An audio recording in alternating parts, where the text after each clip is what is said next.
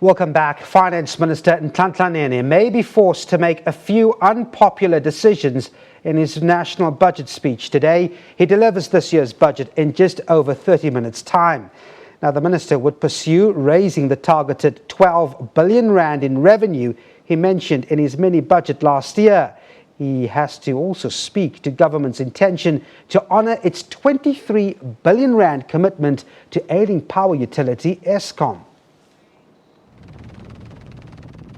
Eskom, the biggest power utility in Africa, is also among the 7 biggest power companies in the world in terms of generation capacity. Eskom also boasts the Kubek nuclear power plant in the Western Cape, the only nuclear power plant in Africa. With all that, the state-owned company should be looking forward to its centenary in 8 years' time with pride of what it has achieved. But developments over the past decade and a half have determined otherwise. Eskom, 30 or 40 years ago, had engaged in massive expansion, infrastructure building, the building of power stations.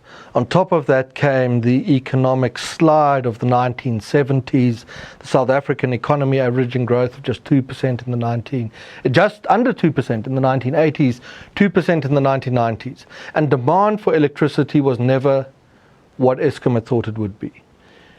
Entering the democratic era, the South African government inherits far more generating capacity, megawatts of electricity, than it will initially require. And as the South African economy reached growth rates of 4% by the late 2000s, we averaged growth rates of over 5% between 2004 and 2007. We rapidly ate up the surplus electricity capacity that had been inherited from the low growth era of the 80s and then into the early 1990s. To its credit, in the late 90s, Eskom did approach the newly elected democratic government and ask for money to build new power stations. Again, in the early 2000s, Treasury was approached to recapitalize Eskom. The request was turned down as, at the time, the government was flirting with the idea of privatizing the utility. Eventually, the idea was shelved, and in 2008, the country was hit by severe rolling blackouts. Now, controlled rolling blackouts, or load shedding as Eskom prefers to call it, has become part of normal life, with devastating consequences to the economy. The fundamental problem is that we made a lot of bad decisions, particularly in terms of Eskom. If one goes back to the late 1990s and 2000s, there was an argument from Eskom that they needed to invest more in terms of generation. Right? There was also an argument that they needed additional funding to deal with maintenance. So a lot of those decisions, and President Thabo Mbeki has actually said sorry to the nation for this. Government actually took a series of bad decisions that I think are coming back to haunt us right now in terms of electricity demand. Eskom is now bankrupt, in the red to the tune of around 220 billion rand.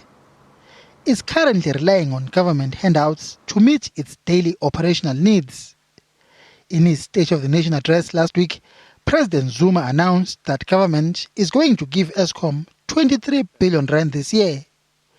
Clearly a drop in the ocean given the hundreds of billions of rand the company needs.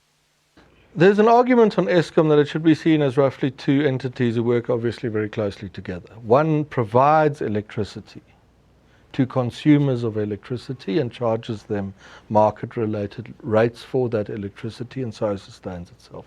The second half of Eskom is the development arm, building the future capacity, and that should be financed through the relatively cheap borrowing that Eskom, and with guarantees from the South African government, should be able to secure in an environment of economic stability within the country.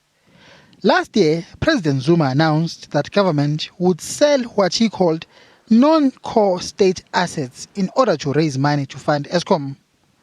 Details of which assets are going to be sold and what cost are expected to emerge in Finance Minister Nhlanhla Nene's budget speech. But not everyone agrees that's the right approach. Well, there's currently a black economic empowerment partner that has bought part of the smelters and is providing aluminium directly into the South African market.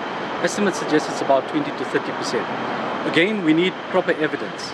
We need to work out what it would cost to import aluminium from other countries into South Africa versus producing it within the country. That sort of cost-benefit analysis needs to go in tandem with understanding the impact that the smelters have on electricity demand and the knock-on effects it has in terms of economic growth. So there is a question there, but I think that we need better evidence on which to make decisions. So, this year's budget speech is likely to be a watershed moment in more ways than one.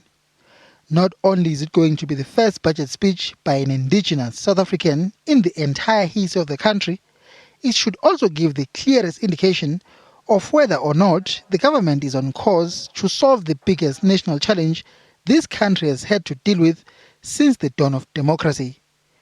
Bongani Muchwa, SABC News, Johannesburg.